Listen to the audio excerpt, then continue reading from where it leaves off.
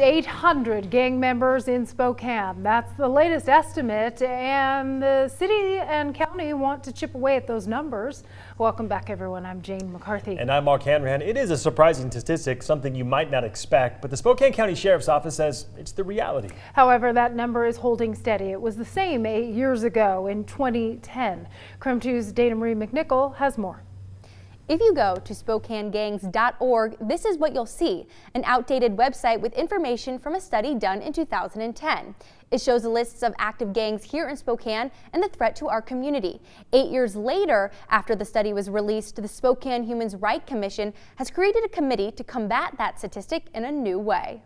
Is there still a gang presence here in Spokane that we should be worried about? There's absolutely a gang presence. So it started 35 years ago when gangs started coming up. 10 years ago, there was a study that was done that said that there are 800 gang members and 400 affiliates in Spokane. This is coming from over 200 gangs. The study Nicole Bishop is referring to comes from the Spokane Safe Street Task Force. They said general gang activity is still the same from 2010, with even a slight increase due to population. GRIPS, known as the Gang Repression, Intervention, and Prevention Program, is combating gangs with giving kids a way out through mentorship. Somebody in their life to show that we care.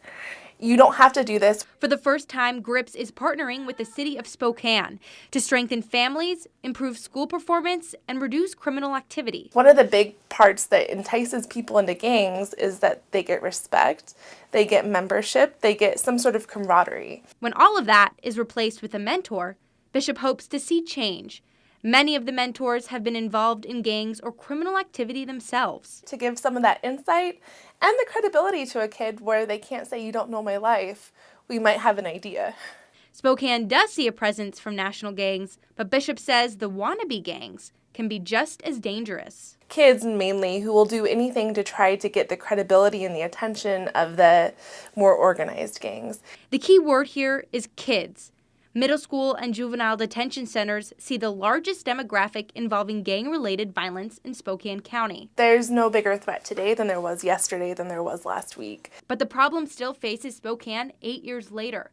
So now, this program hopes to be the beginning of real change. The Spokane Safe Streets Task Force said they are currently working on a new gang assessment and new numbers are in the works. Now for GRIPS, they're looking for mentors for the program, and if you're interested in doing that, information can be found on KREM.com. Reporting in the studio, Dana Marie McNichol, KREM 2 News.